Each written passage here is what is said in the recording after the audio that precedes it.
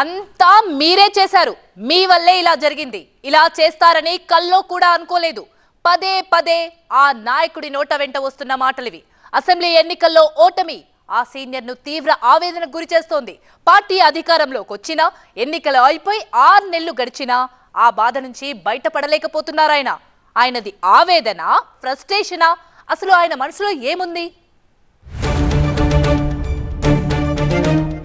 రోజుకో కొత్త dialogue, senior సంఘర్షణ,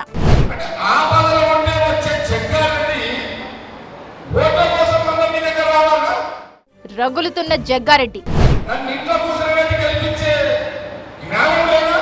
ప్రత్యేకమైన ఆహార్యం, పరిచయం అక్కర్లేని పేరు. తెలంగాణ కాంగ్రెస్ లో ఆయన ఫైర్ బ్రాండ్. అలాంటి నాయకుడు ఇంకా ఆ బాధ నుంచి బయటకు రాలేకపోతున్నారు.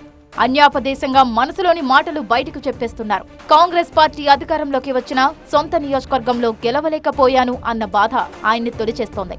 6 నెలలు గడిచిపోయినా ఆ బాధ నుంచి బయటపడలేకపోతున్నారట కాంగ్రెస్ సీనియర్.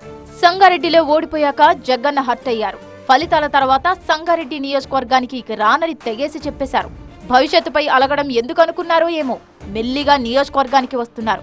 కాలం గాయాన్ని మాన్పుతుందంటారు, కానీ ఓటమి గాయం ఆయన్నింకా బాధిస్తూనే ఉంది. నమ్ముకున్న సొంత నేతలు, కార్యకర్తలే తన ఓటమికి కారణమన్న ఆలోచన ఆయన గుండెని మెలిపెట్టేస్తోంది. ఇందుకోసం నేను మిమ్మల్ని ఎమ్మెల్యే కోసం బతిమాడాలా? నేను ఇంత ఇంత ఇంత ఇంత ఈ బతుకు నాకు అవసరమా? నాకు అవసరమా ఈ బతుకు? నాకు అవసరం లేదు. నేను ఎమ్మెల్యే లేకపోయినా నాకు వద్దుగా సంగారెడ్డి, నాకు వద్దు. సంగారెడ్డి నియోజకవర్గానికి వచ్చిన జగ్గారెడ్డి పార్టీ మీటింగ్ లో తన ఓటమి గురించి పార్టీ నేతలు, కార్యకర్తల ముందే ఓపెన్ గా మాట్లాడారు. గత ఏడాది అసెంబ్లీ ఎన్నికల్లో ఓటమిపై కీలక వ్యాఖ్యలు చేశారు కాంగ్రెస్ వర్కింగ్ ప్రెసిడెంట్. తాను చేసిన సేవలను మర్చిపోయారని ఆవేదన వ్యక్తం చేశారు. నియోజకవర్గ ప్రజలకు అందుబాటులో ఉండనని సొంత పార్టీ నేతలే ప్రచారం చేయడం బాధ కలిగించిందన్నారు. ఎంతో సేవ చేసిన తనకు ఓట్లు వేయించాలని కార్యకర్తలు, పార్టీ నేతలు ఆలోచన చేయలేదని ఆవేదనతో, ఆగ్రహంతో మాట్లాడారు జగ్గారెడ్డి. ఇంత సేవ చేసిన నేను ఎన్నికలు రాగానే నాకు ఓటేయండి అని అడుక్కోవాలా అని పార్టీ కార్యకర్తలను, నాయకులను ప్రశ్నించారు. అసలు అందుబాటులో ఉండడు అని ప్రచారం ఎక్కువ ఎవరు చేసేది తెలుసా? ఇద్దరు. ఒకటి మనెంబడుండి మన పొడిచే కార్యకర్తలు, 2 అపోజిషన్. దాబకాడ కూర్చున్నారు ఒక రోజు మనల్ని కాంగ్రెస్ ఒక ముఖ్య నాయకులు 2-3 పేరు చెప్ప, మా సార్ ఫోన్లో దొరకడండి వీడు అంటే ఆ 20 మంది అపోజిషన్ సంఖ్యలు గుద్దుకున్నారు. వాళ్ళు సొంత నియోజకవర్గానికి వచ్చిన ప్రతిసారి తన ఓటమి గురించి ఏదో ఒక సందర్భంలో కలిసిన ప్రజల దగ్గర, నేతల దగ్గర మాట్లాడుతూనే ఉన్నారట జగ్గారెడ్డి. కానీ ఈసారి పార్టీ కార్యాలయంలో వేల మంది కార్యకర్తల ముందు జగ్గారెడ్డి ఆవేదనతో మాట్లాడేసరికి అంతా ఆశ్చర్యపోయారు.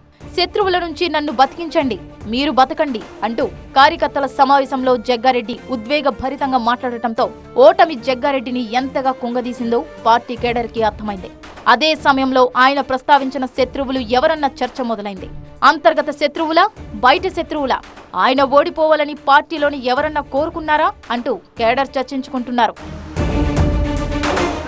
సంగారెడ్డిలో బీఆర్ఎస్ అభ్యర్థి చింతా ప్రభాకర్ చేతిలో ఓడిపోయారు జగ్గారెడ్డి.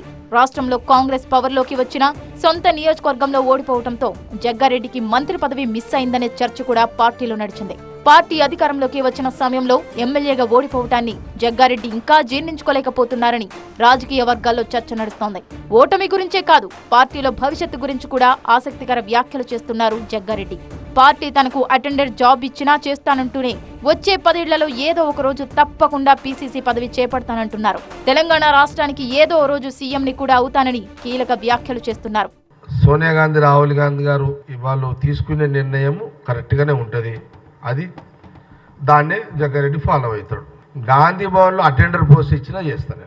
సోనియా గాంధీ, రాహుల్ గాంధీ గారు జగ్గారెడ్డి ఒక 2 ఏళ్ళు గాంధీ భవన్ అటెండర్గా డ్యూటీ చేయాలంటే కూడా చేస్తాను. నా వయసు 58.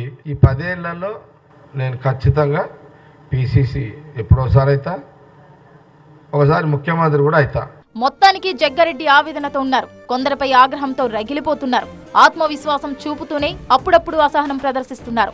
గతంలో పార్టీ వ్యవహారాలపైనే బాహాటంగా వ్యాఖ్యానించిన జగ్గారెడ్డి ప్రభుత్వం అధికారంలో ఉండటంతో తనను తాను కంట్రోల్ చేసుకునే ప్రయత్నాల్లో ఉన్నారు. నేను బస్ స్టాప్లో నిలబడి ఉంటాను రెడీగా.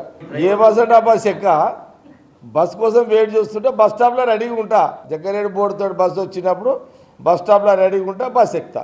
అందుకే ఆయన నోట అప్పుడప్పుడు పంచ డైలాగులతో పాటే జవాబు లేని ప్రశ్నలు కూడా వస్తున్నాయి. మరి ఈ సీనియర్ ఫ్యూచర్ పై కాంగ్రెస్ ఏం చేయబోతోందో చూడాలి.